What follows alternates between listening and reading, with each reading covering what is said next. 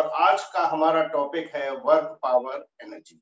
Shortcut में इसे बोलते हैं WPE, ठीक है ना, वर्क पावर एनर्जी। अच्छा, वर्क पावर एनर्जी जो है, वर्क पावर एनर्जी में बेसिकली हम पढ़ने क्या जा रहे हैं, पहले तो पूरे चैप्टर में हमको फिट कर लेना चाहिए। हमें फोर्स पता है, ठीक है ना, फोर्स क्या होता है। अब जैसे ही आप किसी ऑब्जेक्ट पर फोर्स लगाओगे तो उसका मूवमेंट होगा ही होगा। अब मूवमेंट भी आया मतलब डिस्प्लेसमेंट भी आया और फोर्स भी लगा, तो इसी चीज को, एक टोटल इफेक्ट को जो मेजर करते हैं, इसी को हम बोलते हैं वर्क पावर एनर्जी। इसको वर्क बोलते हैं, वर्क ही एनर्जी में कन्वर्ट हो जाता है। तो बेसिकली फोर्स और डिस्प्लेसमेंट या वेलोसिटी, मोशन, इन सब से रिलेटेड जो टर्म है, इसी को हम वर्क पावर एनर्जी कहते हैं और आज हम इसी को पढ़ने जा रहे हैं। तो पहली डेफिनेशन है वर्क, हिंदी में बोलेंगे हम कार्य। कार्य क्या है?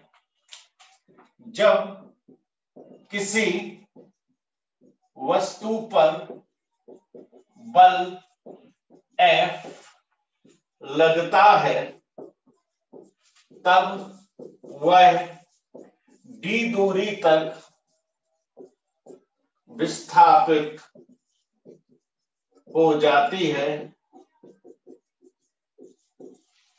तब कार्य किया जाता है।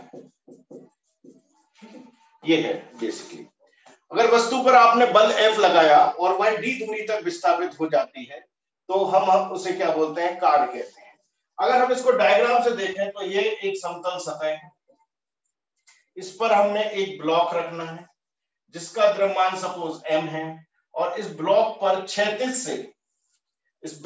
क्षैतिज से थीटा कोण बनाते हुए F बल लगाना है, ठीक है। आपने इसको थीटा कोण बनाते हुए F बल लगाया, इससे क्या हुआ, ये जो वस्तु है ये यहां तक विस्थापित हो गई, d दूरी तक ये विस्थापित हुई, ठीक।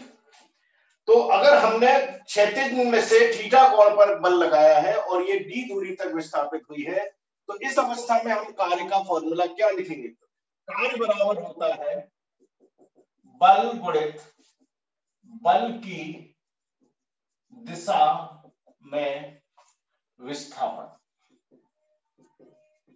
ये है बेसिक फॉर्मूला। तो W बराबर F। अब सवाल उठता है कि बल की दिशा में क्या विस्थापन होगा। या तो आप बल के घटक कर लें या विस्थापन के घटक कर लें, लेकिन बल और विस्थापन एक ही दिशा का होना चाहिए। तो हम ऐसा भी कर सकते हैं, हम D को d cos थीटा लिख सकते हैं, d cos थीटा लिख सकते हैं। तो d cos थीटा, अगर ये डिस्प्लेसमेंट d है तो इस डायरेक्शन में बल की दिशा में d cos थीटा होगा। आप चाहे तो बल के घटक कर सकते हैं F थीटा, तो विस्थापन की दिशा में F cos थीटा होगा। बेसिकली दोनों एक ही दिशा में लगे, उनका गुणनफल कार्य होता है, इसलिए हम लिखने वाले हैं F d cos theta. Okay, अब सदिश वेक्टर फॉर्म इसका होता है,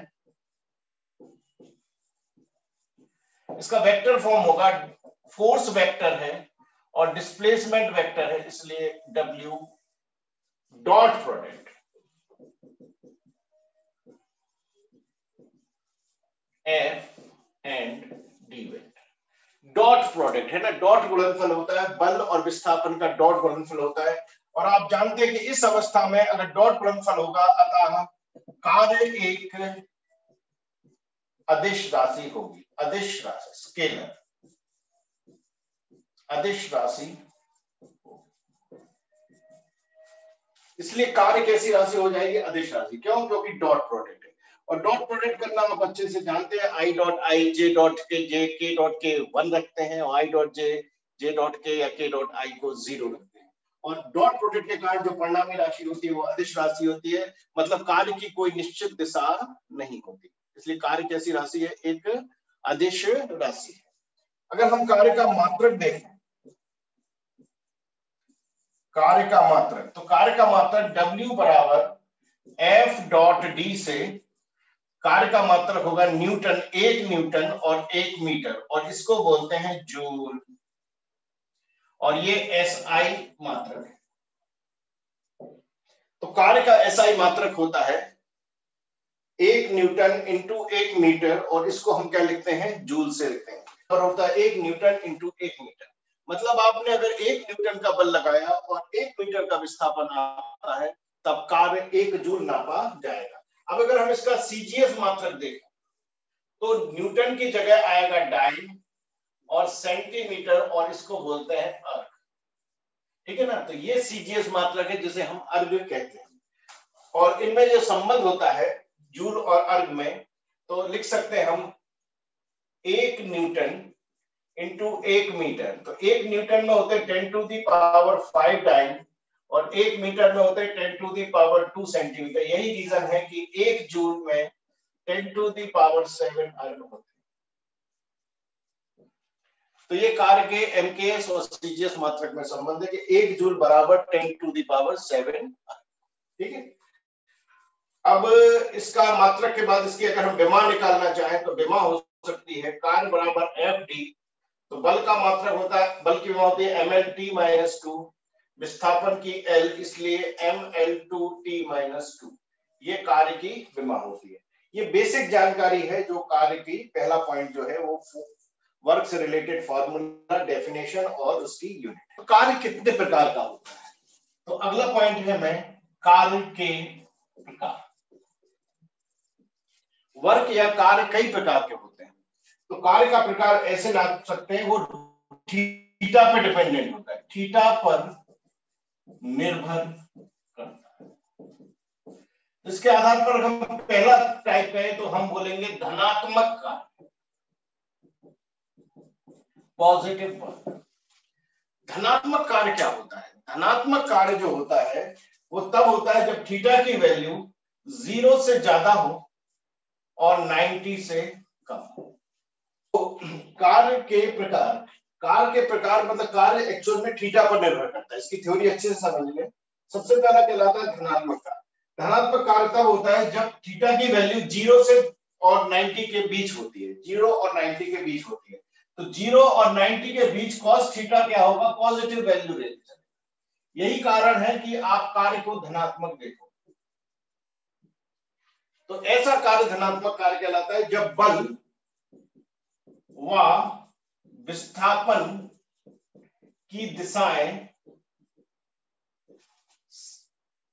जब बल और विस्थापन की दिशाएं समान तल में हो, तब कार्य धनात्मक कहलाता है। बहुत ध्यान से समझना है क्योंकि आंसर कार्य के पॉजिटिव नेगेटिव के फॉर्म में रहते हैं। तो अगर बल और विस्थापन की दिशाएं एक ही तल में है तो डेफिनेटली वो कार्य धनात्मक कहलाता है। जैसे उदाहरण के लिए हम कहें किसी वस्तु को खींचना मतलब पुल करना या पुश करना। मतलब किसी चीज को अगर हम खींच रहे हैं तो आप समझे, हम बल जो लगा रहे हैं, हमारा बल और जो उसकी विस्थापन है वो एक ही दिशा में। इस अवस्था में हमने जो कार्य किया इसे हम धनात्मक कार्य कहते हैं। और दूसरा होता है ऋणात्मक कार्य, नेगेटिव वर्क। ऋणात्मक कार्य हम कैसे नापते हैं? यदि थीटा की वैल्यू 90 से तो ज्यादा है लेकिन 180 डिग्री के बराबर। ऐसा 180 से 90 से ज्यादा चाहिए लेकिन 180 से क्या होना चाहिए, बराबर भी हो सकती है कम। तो थीटा 90 और 180 के बीच आ जाए। मतलब मैं ऐसे समझाऊंगा आपको कि सपोज ये m द्रव्यमान है, ठीक है, और इस पर घर्षण बल, इस पर बल यहां लग रहा है और इसका विस्थापन इधर हो गया, ये हो गया d। तो आप देख रहे हैं कि थीटा जो है वो 90 से ज्यादा। इस अवस्था में जब बल और इनके बीच का कोण 90 डिग्री से ज्यादा हो तो हमें पता है कि cos थीटा की सारी वैल्यू नेगेटिव आएंगी। यही रीजन है कि कार्य भी क्या हो जाता है, नेगेटिव।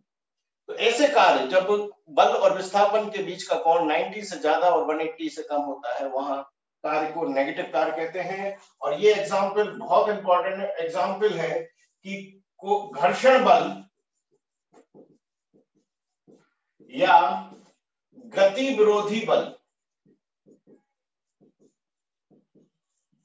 जैसे गति विरोधी मतलब इनको इंग्लिश में बोलते हैं ड्रैग फोर्सेस।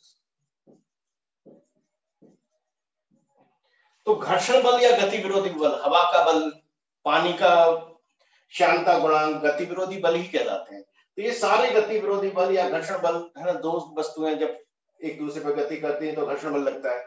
ये सारे बल जो है द्वारा किया गया कार्य ऋणात्मक होता है। ये बात ध्यान रखना है।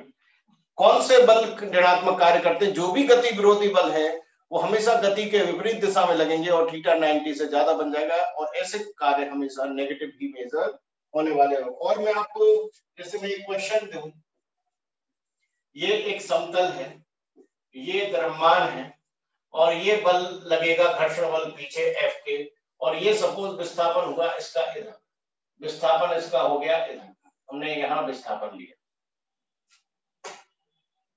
M द्रव्यमान है, इस पर बल लगा है पीछे और इसका विस्थापन होगा आगे। अब आप देखें कि थीटा कितना है, थीटा इस केस में 180 डिग्री, क्योंकि अगर वस्तु की गति, अगर गति की दिशा यहां है, गति की दिशा इस तरफ है, और तो घर्षण बल तो पीछे ही लगेगा गति के विरोध में, और इस समय एंगल 180 डिग्री हो जाएगा। तो हम जो कार्य कहेंगे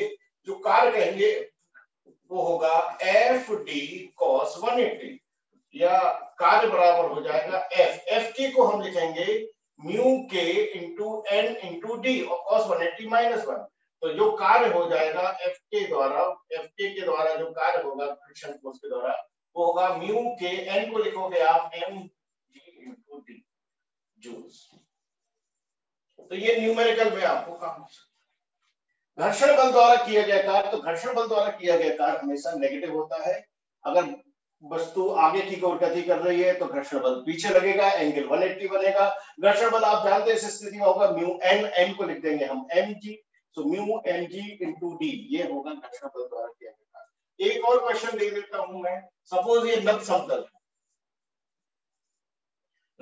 है और ये द्रव्यमान m है, ठीक है ना, और ये नीचे की ओर फिसल रहा है। अब बताएं कार्य क्या होगा। तो इस अवस्था में आप जानते हैं घर्षण बल फिर से पीछे लगेगा F के, और ये नीचे की ओर गति कर रहा है, और इसका सपोज विस्थापन d है। तो इस अवस्था में आप फिर से लिखेंगे कि जो कार्य होगा घर्षण बल द्वारा कार्य होगा फिर से वही F के d cos 180, क्योंकि जो एंगल है d और f के बीच का जो एंगल है थीटा जो आपको दिख रहा है, ये f और k के बीच का जो एंगल है वो 180 डिग्री, वो आप अच्छे से जानते हैं। लेकिन जो घर्षण बल होगा वो होगा ये -1 लिखे minus mu M G cos theta into D. इस अवस्था में आप अच्छे से जानते हैं कि घर्षण बल क्या होगा, मैं डायरेक्ट लिख रहा हूं mu M G cos theta into D. तो नत समतल पर कार्य, किसका कार्य? नत समतल पर घर्षण बल द्वारा कार्य। तो नत समतल पर घर्षण बल द्वारा कार्य भी ऋणात्मक होगा, उसको आप ऐसे निकाल सकते हैं, ठीक है ना। तो ये ऋणात्मक कार्य और धनात्मक कार्य आपको समझ में आ गया। अभी एक प्रकार और होता है जिसे हम बोलते हैं शून्य कार्य। प्रकार का कार्य थर्ड, इसे बोलते हैं जीरो बल या शून्य कार्य। हमेशा कार्य पॉजिटिव नेगेटिव या कुछ वैल्यू के साथ ही नहीं आता है। फिजिक्स में ये बड़ा टिपिकल है कि हमें दिख रहा है कि विस्थापन भी हो रहा है, बल भी लग रहा है, लेकिन टेक्निकली मैथमेटिकली कार्य शून्य होता है। और ये बात को मन को समझाना बहुत जरूरी है कि शून्य कार्य भी होता है, बल भी लग रहा है, विस्थापन भी हो रहा है, फिर भी कार्य शून्य हो रहा है, क्योंकि वो मैथमेटिकली मेजर करने पर शून्य हो रहा है। इसलिए हम इसे जीरो कार्य बोलते हैं। अब ये कब होता है? जब थीटा की वैल्यू 90, ये एक ही स्थिति में होता है कि यदि बल, जैसे ये द्रव्यमान m है, ठीक है ना, और आपने इसको यहां विस्थापित कर दिया d और बल लगा दिया ऊपर, और तो इस केस में थीटा जो हो जाएगा वो 90 डिग्री, बल और विस्थापन के बीच का कोण 90 डिग्री हो जाएगा। तो जब भी ऐसी अवस्था मिलती है तो कार्य जो होगा वो होगा एफ डी कॉस 90, और cos 90 की वैल्यू होती है 0। यही रीजन है कि वर्क डन 0 होता है, इसी को हम बोलते हैं शून्य कार। तो आप देख रहे हैं कि बल भी लग रहा है, विस्थापन भी हो रहा है, फिर भी कार्य शून्य। तो शून्य कार का सेंस समझ में आ गया। आपको थीटा का ध्यान रखना है, 90 डिग्री है तो वो 0 वर्क होता है। और हम अगर क्वेश्चन कहें कि एक वस्तु वृत्त में घूम रही है, आधा वृत्त पूर्ण करने पर किया गया कार्य होगा। तो हम इसका आंसर क्या लिखेंगे? वस्तु वृत्त में घूम रही है, थोड़ा सा हमें वृत्त का एक नॉलेज लेना पड़ेगा। ये सर्कल है, ये वस्तु है ना। तो अब इस पर कार्य निकालना है, तो वृत्त में घूम रही है और आधा वृत्त पूर्ण किया, मतलब ये यहां से यहां आ गए, ये सेंटर है इसका, और ये त्रिज्या है, ये भी त्रिज्या है। अब वस्तु घूम के यहां आ जाती है, तो इसमें एक्चुअल में हमें कार्य निकालना है। तो यहाँ बल कौन सा लगता है? यहाँ बल लगता है अंदर की ओर, जिसे हम बोलते हैं सेंट्रीपिटल, अभिकेंद्री। इसको वृत्तीय गति कराने के लिए केंद्र की दिशा में एक बल लगेगा, जिसे हम सेंट्रीपिटल फोर्स, अभिकेंद्रीय बल कहेंगे। और इस अभिकेंद्रीय बल, और अगर हम इसकी गति की दिशा देखें, अगर हम गति की दिशा देखें तो वो इस तरफ आएगी, हमेशा टेंजेंट या स्पर्श रेखा की दिशा में होती है। तो गति की दिशा जो है वो इधर आएगी, तो थीटा जो क्या बनेगा? 90। हमेशा इसका वेग या गति की दिशा क्या होती है? वेग या विस्थापन या गति की दिशा, और बल जो है वो सेंटर की ओर लगेगा। तो ये हमेशा हर स्थिति में 90 ही रहेगा। तो चूंकि थीटा 90 डिग्री बना रहता है, इसलिए वृत्तीय गति में अभिकेंद्रीय बल द्वारा कार एफ डी कॉस 90 के अनुसार 0।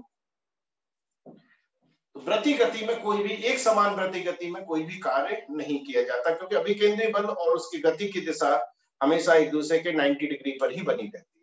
ये टेक्निकली आपको समझना पड़ेगा कि अभिकेंद्रीय बल द्वारा किया गया कार्य इसमें शून्य होता है।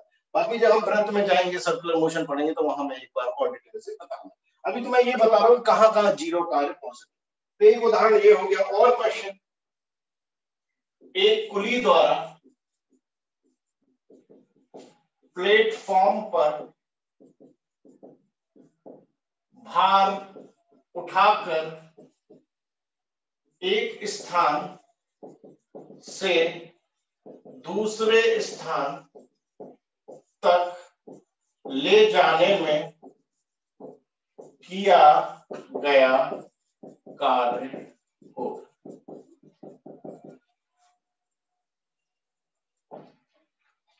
अब ये तो बहुत फेमस एग्जाम्पल है कि ये कुली है,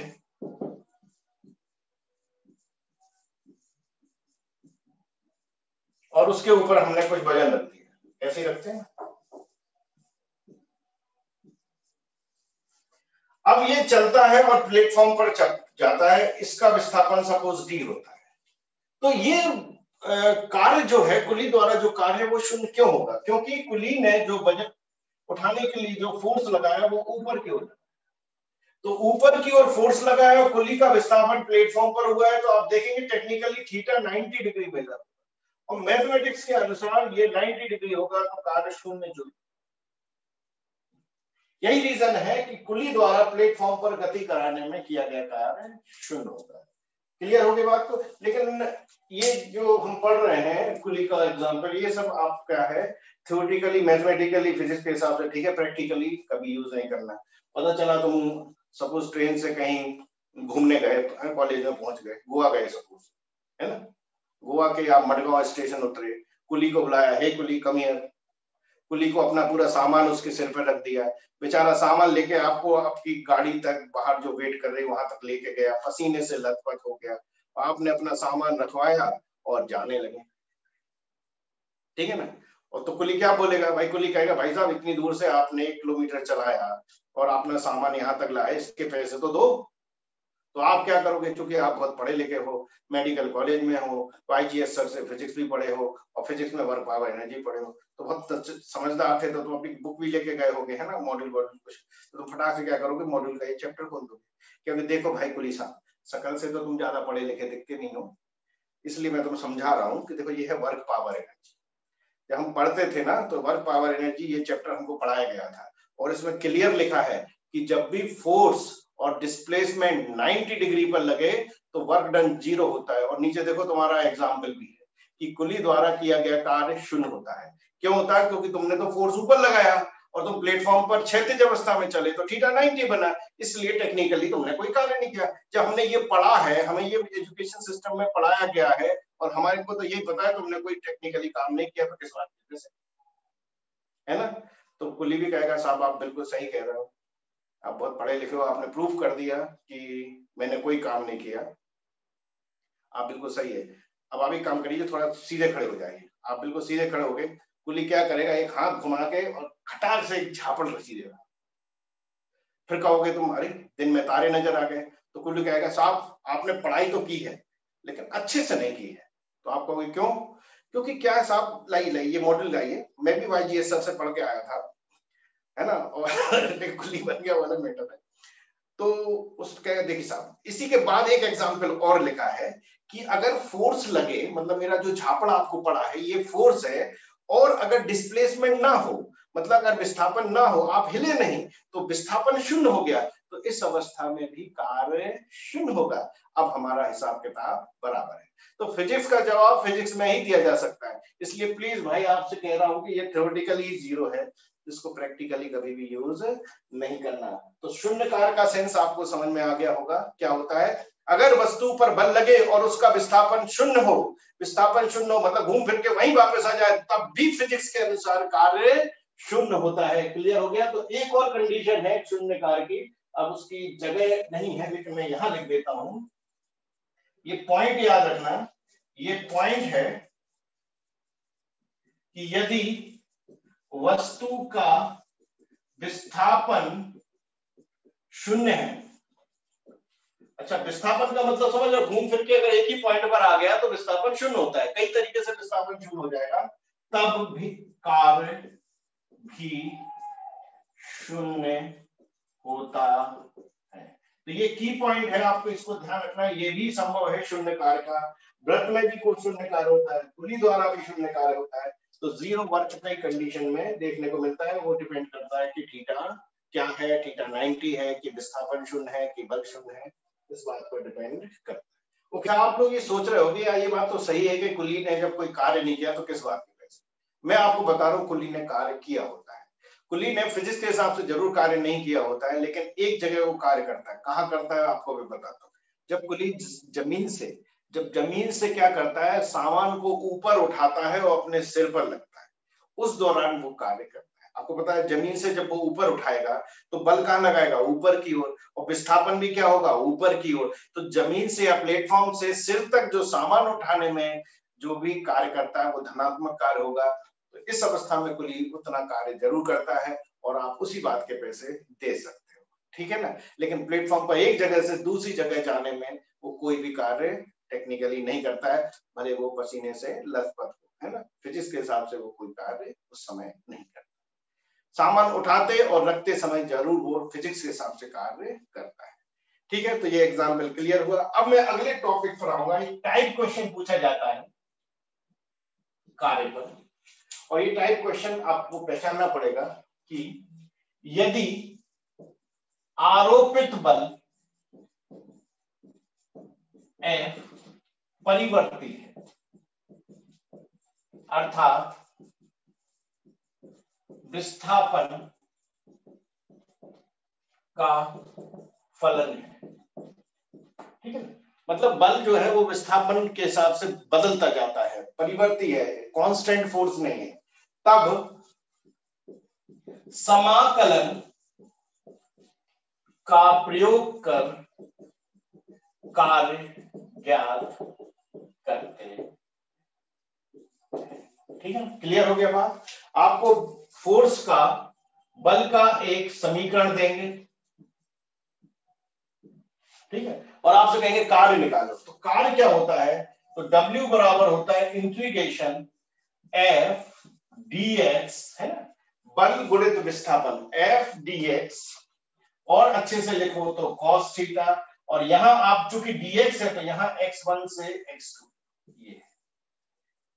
ये जो कार्य है ये x अक्ष के अनुदिश। अच्छा, x अक्ष के अनुदिश क्यों? अरे भाई, अगर हो सकता है ये जो समीकरण है ये x के फलन में हो, केवल x का है फलन है तो x दिशा में ही रखना है। आपको x1 x2 लिमिट लेना है कि x1 और x2 कोऑर्डिनेट में कहां से कहां जाएगा, f dx cos theta, theta का आपको ध्यान रखना है, यहां भी आपको थीटा का ध्यान रखना है, उसी के हिसाब से कार्य पॉजिटिव या नेगेटिव आएगा। नहीं तो आप चाहो तो एक स्टेप लिख दें, इंटीग्रेशन x1 से x2, यहां लिख दें आप f डॉट dx, ऐसा भी लिख सकते हैं। अब मैंने डॉट प्रोडक्ट कर दिया और वेक्टर लगा दिया, तो ध्यान रखना है, एंगल का भी विशेष ध्यान रखना है। तो ये x अक्ष के अनुदिश, अगर हम कहें y अक्ष के अनुदिश,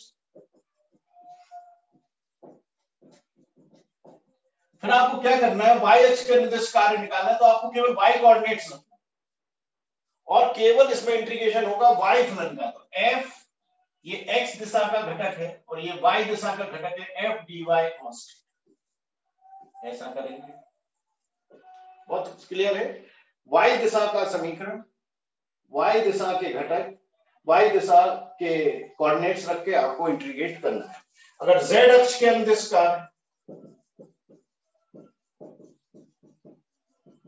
तो फिर आप z अक्ष के लिए आपको क्या करना पड़ेगा, fz, z अक्ष के अनुदिश जो भी फोर्स लग रहा है वो dz, मतलब z अक्ष का विस्थापन, फिर से एंगल जरूर देखें, और ये z1 से z2 ये कोऑर्डिनेट्स। इस तरीके से आपको समीकरण को देखते हुए आपको x, y और z तीनों दिशाओं में अलग अलग कार्य निकालना है, और फिर आपको कुल कार्य होगा, नेट फोर्स होगा साइन के साथ f wx, wy और wz, ठीक है ना। इस प्रकार से आपको कार्य भी निकाल पाएंगे। ये टाइप आपको समझ में आ गया होगा। अब मैं आपको एक न्यूमेरिकल देने जा रहा हूं, तो और अच्छे से आपको ये समझ में आएगा कि यदि एक वस्तु पर बल F बराबर x स्क्वायर माइनस 4x लगता है, तब उसका विस्थापन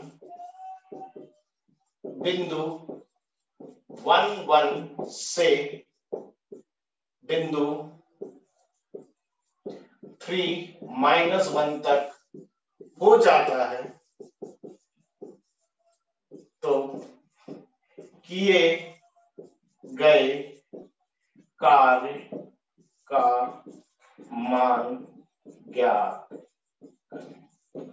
ओके, मैं आपको थ्योरी बता चुका हूं कि जब भी अगर बल परिवर्ती है तो आपको बल का समीकरण देखकर कार्य निकालना चाहिए, और इसमें आपको समाकलन का उपयोग करना चाहिए। अगर x का समीकरण है तो f dx करें और x1 से x2 कोऑर्डिनेट रख दें, y का है तो अब ऑब्वियसली x की दिशा में अगर विस्थापन होगा तो आप यहाँ थीटा 0 ले सकते हैं, और cos 0 की वैल्यू क्या होगी, cos 0 की वैल्यू 1 होगी, इसलिए थीटा 0 ले सकते हैं। वो तो आपको क्लियर दिख जाता है कि एंगल क्या लेना है, अगर क्वेश्चन में दिया नहीं हो तो थीटा 0 लेके ही आप सॉल्व करें। एक वस्तु पर बल F बराबर x स्क्वायर माइनस 2x लगता है, तब उसका विस्थापन बिंदु 1 1 से बिंदु 3 -1 तक हो जाता है, तब किए गए कार्य का मान ज्ञात करें।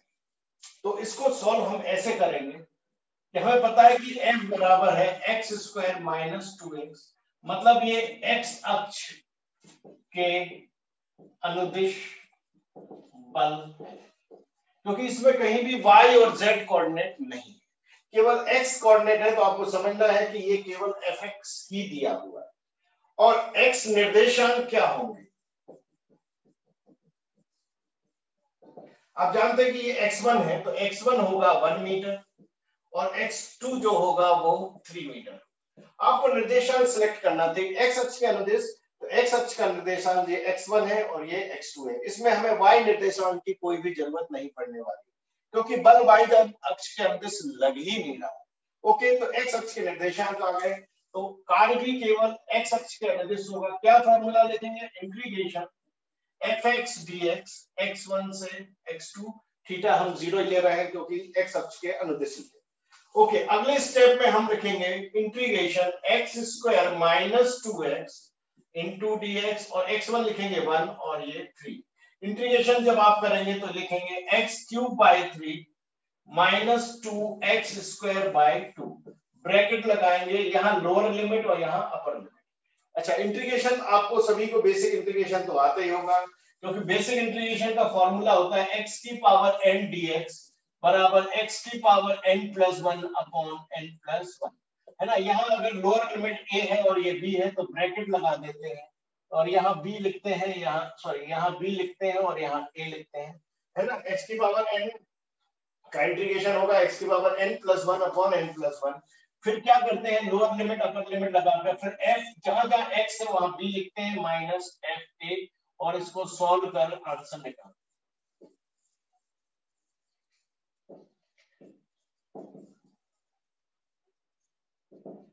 ओके, ये इंटीग्रेशन का बेसिक फॉर्मूला काम कर रहा है। तो यही लगाया हमने, x की पावर 2 को लिखा है x की पावर 3 अपॉन 3, 2 प्लस 1 होता है 3, तो 3 बाई 3, फिर 2x, 2 बाहर आया, x का इंटीग्रेशन होगा x की पावर n प्लस 1 मतलब 1 प्लस 1 मतलब 2 अपॉन 2। ओके, 2 से 2 कैंसिल कर रहे हैं। अब हमें क्या करना है, जहां जहां x है वहां 3 रखना है, तो 3 का क्यूब बाई 3, 3 का क्यूब बाई 3 माइनस 3 का स्क्वायर, ये पहला हो गया एफ बी, है ना। पहले हमने हर जगह x की जगह 3 को रखा, अब हम x की जगह 1 रखेंगे और बीच में माइनस साइन लगाएंगे, तो 1 का क्यूब बाई 3 माइनस 1 का स्क्वायर, और ये आपने एफ ए लिख दिया। सॉल्व करेंगे हम, 3 का 3 से 3 कट जाएगा तो ये हो जाएगा 9। ओके, 9 9 माइनस 9 हो गया क्या, तो 0 हो रहा है ना। 27 में से 3 तो कितना, 3 का स्क्वायर 9 होगा, और ये 3 का स्क्वायर 9 होगा, माइनस ये कितना है, ये तो 0 होने वाला है, और ये कितना होगा 1/3, और ये हो जाएगा -1। थोड़ा सा और सॉल्व करें तो ये तो 0 हो गया, लेकिन ये वाला 0 नहीं होगा, ये हो जाएगा -1/3 प्लस 1। ध्यान रखना, -1/3 प्लस 1 होगा।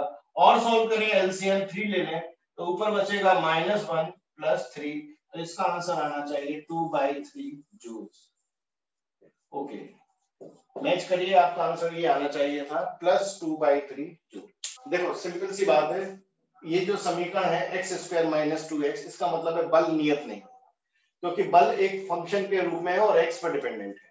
इसको देखते ही आप समझ गए कि इसमें केवल x के कंपोनेंट है, y के कंपोनेंट नहीं है। y के होते ना तो आपको अलग से wy भी निकालना पड़ता, फिर y के रिस्पेक्ट में इंटीग्रेशन करते, है ना। तो इसमें केवल x के कंपोनेंट है, इसलिए हम जानते हैं केवल कार्य होगा x के अनुदिश, और फॉर्मूला लिखना आना चाहिए fx dx, और लिमिट लगेगी केवल x के निर्देशांक लेंगे। तो आप अच्छे से जानते हो कि ये वाला निर्देशांक x1 है, ये y1 है, और ये x2 है और y2 है, तो y की तो हमें जरूरत ही नहीं, क्योंकि बल ही y दिशा में नहीं, बल केवल x दिशा में।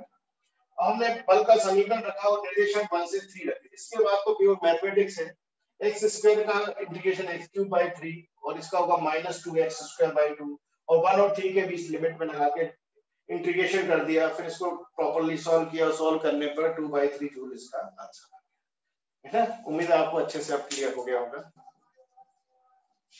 अगला टाइप ये है कि बल व विस्थापन के मध्य ग्राफ दिया है, तब कार्य ज्ञात। ओके, आपको ग्राफ दे दिया, इक्वेशन देके कार्य निकाल लिया हमने, अब ग्राफ दे दिया है और कार्य निकालना है। तो क्या होता है, ये है सपोज x विस्थापन, और ये है सपोज बल F, और कोई भी ग्राफ दे देते हैं, सपोज ऐसा ही ग्राफ दे दिया, ठीक है ना, ये ग्राफ दे दिया सपोज। तो अब हमें कार्य निकालना है, तो टेक्निकली कार्य जो होता है वो होता है इंटीग्रेशन f dx x1 से x2, यही होता है कार्य, है ना। अब इंटीग्रेशन आपको जब पढ़ा होगा आपने, तो इंटीग्रेशन में f dx x1 से x2 जो है ये निश्चित समाकलन कहलाता है, और ये निश्चित समाकलन हमेशा कर्व के अंदर घेरे गए क्षेत्रफल को प्रदर्शित करता है मैथमेटिकली। इसका मतलब है, हम जो देख रहे हैं कि ये जो एरिया है, इसको ये कार्य प्रदर्शित करेगा। तो हम क्या कहेंगे कि ग्राफ द्वारा घेरा गया क्षेत्र। ठीक है, ग्राफ द्वारा अगर आप क्षेत्रफल निकालने के आपको तरीके आते ही होंगे तो आप कार्य आसानी से निकाल सकते हैं। ये फंडा है इसके को सॉल्व करने का। लेकिन आपको मैं बता दूं, केवल अगर मैं इतना बता के छोड़ दूं तो भी आप क्वेश्चन नहीं कर पाओगे।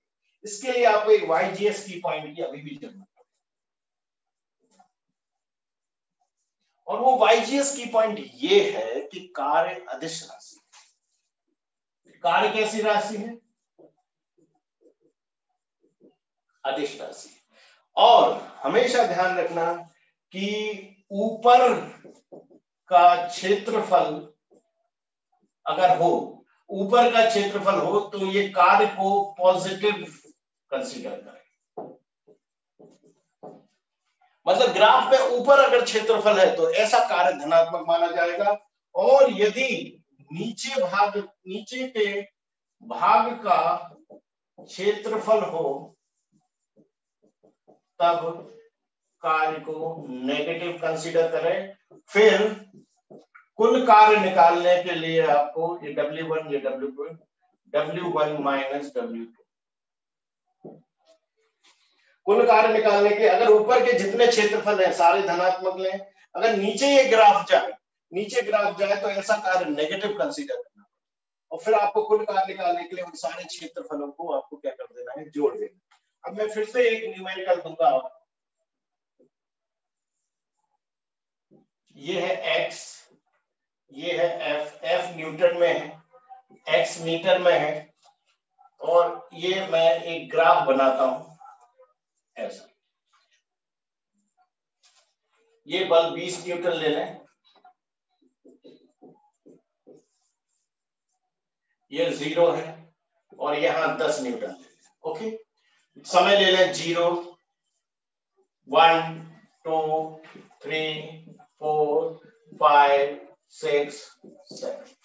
ओके, मेरा क्वेश्चन है कि पहला क्वेश्चन है कि x बराबर, अच्छा ये 2 बिल्कुल इसके बीच में ही आप ये 3 ले लेते हैं, यहाँ ये 3 आएगा और ये 2 रहेगा। ठीक है ना, ये 3 बिल्कुल बीच में है, इधर आ रहा है ना, ये अलग अलग है पूरे।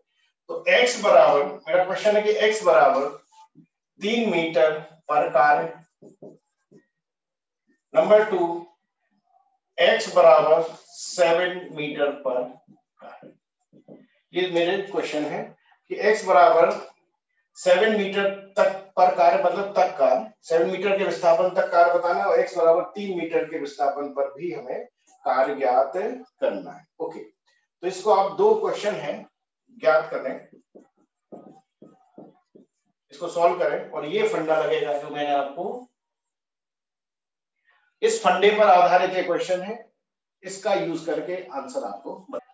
तो फंडा ये है कि आंसर निकालेंगे हम, सॉल्यूशन करेंगे। आंसर 1 है कि x बराबर 3 मीटर। तो पहले तो 3 मीटर आपको दिख रहा है कि 3 मीटर मतलब ये वाला क्षेत्र।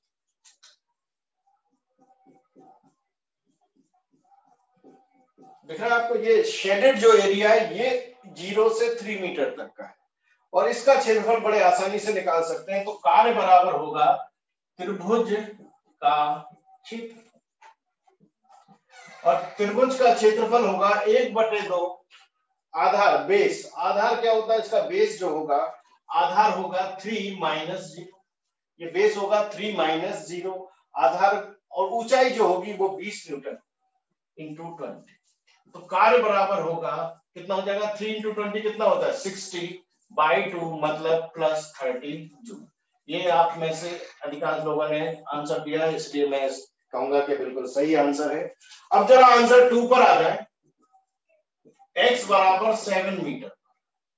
अब 7 मीटर मतलब पूरी जर्नी, तो आपको दिख रहा है कि ऊपर वही क्षेत्रफल है ना, ये ऊपर भी क्षेत्रफल है और ये नीचे भी क्षेत्रफल, दोनों। तो हम सबसे पहले निकालेंगे x बराबर 5 मीटर पर कार्य, और ये होगा पॉजिटिव। क्यों होगा पॉजिटिव? क्योंकि ये ऊपर का क्षेत्रफल, ऊपर का कार धनात्मक लेना है W1। कैसे निकालेंगे? अगेन वही 1/2 आधार। आधार कितना होगा? आधार होगा 5 - 0। 5 - 0 आधार है। ऊंचाई कितनी होगी? ऊंचाई होगी 20 मीटर। तो हम कहेंगे कि ये हो जाएगा 100/2 मतलब +50 जूल। ओके, तो 5 मीटर तक तो इसका कार्य हुआ +50 जूल। अब हमें निकालना है x बराबर 5 से 7 मीटर पर कार्य।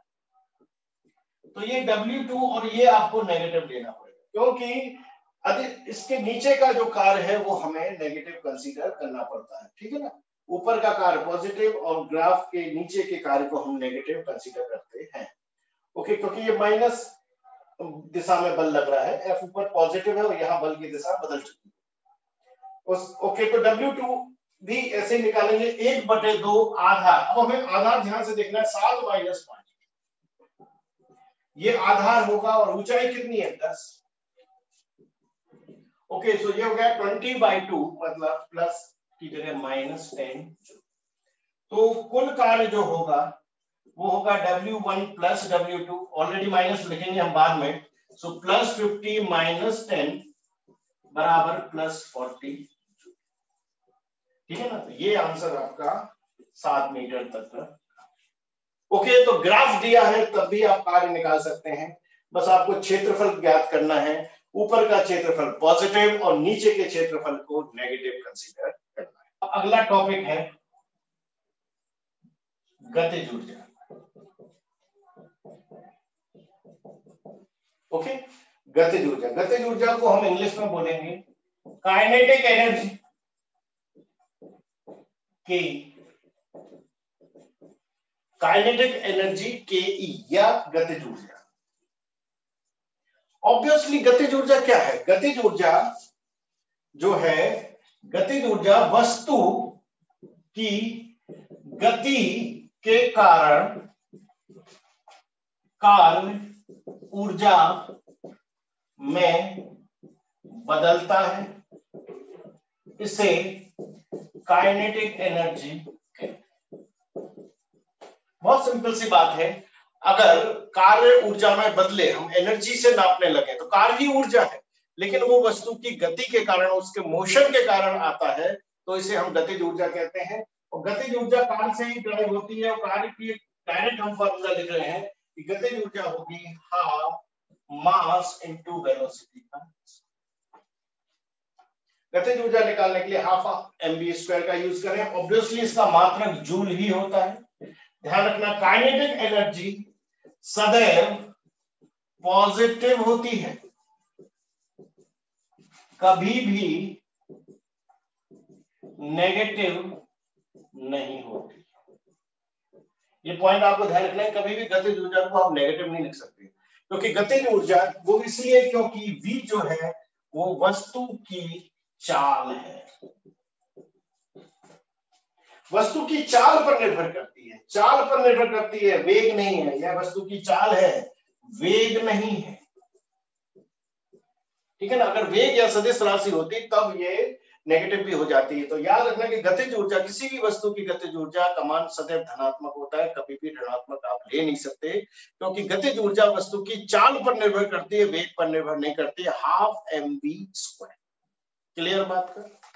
ओके, इसके बाद आ जाता है दूसरा, स्थितिज ऊर्जा। इंग्लिश में बोलेंगे पोटेंशियल एनर्जी या P। अब स्थितिज ऊर्जा, स्थितिज ऊर्जा वस्तु की पोजीशन या स्थिति पर निर्भर करती। पोजीशन मतलब पहले कहां थे, अब कहां हो, इस बात पे डिपेंड करती है। इसे हम स्थितिज ऊर्जा कहते हैं और U से लिखते हैं, और इसका जनरल फॉर्मूला होता है मास mgh, जहां G जो है वो 9.8 मीटर पर सेकंड स्क्वायर और H क्या होता है? ऊंचाई होती है। ठीक है ना? इस ऊंचाई या पोजीशन, पृथ्वी के सापेक्ष पोजीशन पर डिपेंड करती है। mgh से हम लिख सकते हैं। याद रखना है इसमें कि पोटेंशियल एनर्जी का मान पॉजिटिव तथा नेगेटिव या जीरो तीनों हो सकता। स्थिति ऊर्जा पॉजिटिव, नेगेटिव या जीरो तीनों संभव है। वो डिपेंड करता है कि आप गुरुत्वाकर्षण बल के कहां जा रहे हैं, है ना। अगर आप गुरुत्वाकर्षण बल के अगेंस्ट जा रहे हैं तो ये आपके द्वारा किया गया कार्य पॉजिटिव होगा, लेकिन पृथ्वी के द्वारा किया गया कार्य नेगेटिव होगा। तो फॉर एग्जाम्पल मैं आपको समझाऊं कि ये पृथ्वी है,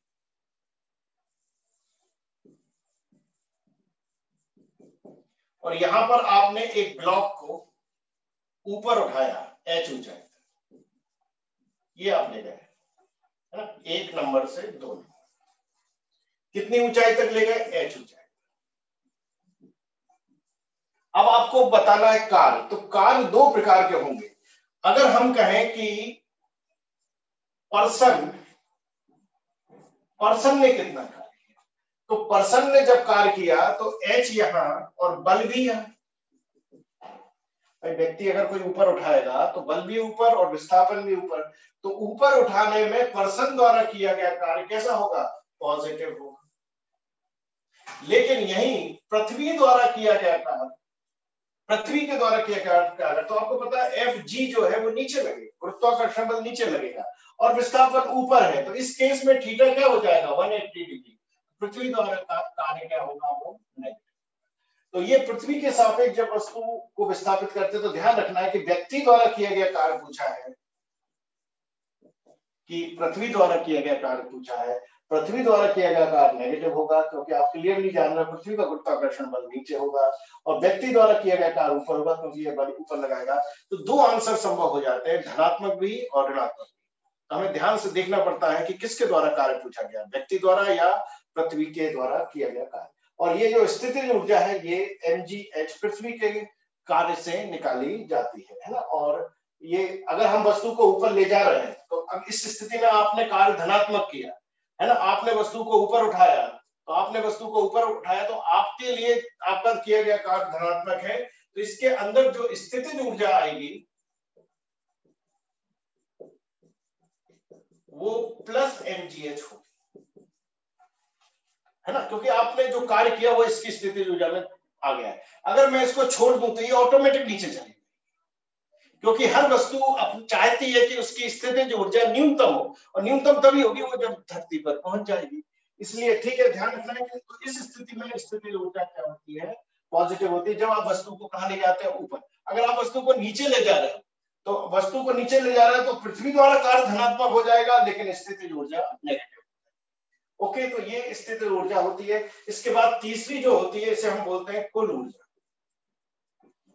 कुल ऊर्जा जो है वो गतिज ऊर्जा और स्थितिज ऊर्जा का योगफल होता है, और इसको टोटल एनर्जी लिखते हैं, और ये बहुत इंपॉर्टेंट चीज है। तो गतिज और स्थितिज ऊर्जा का योगफल हमेशा कुल ऊर्जा कहलाता है, और ये बहुत इंपॉर्टेंट पॉइंट है, क्योंकि सारे क्वेश्चन आगे मैं आपको बताऊंगा कि किस बात पर डिपेंडेंट होते हैं, कंजर्वेशन ऑफ टोटल एनर्जी पर ही बेस्ड होते हैं।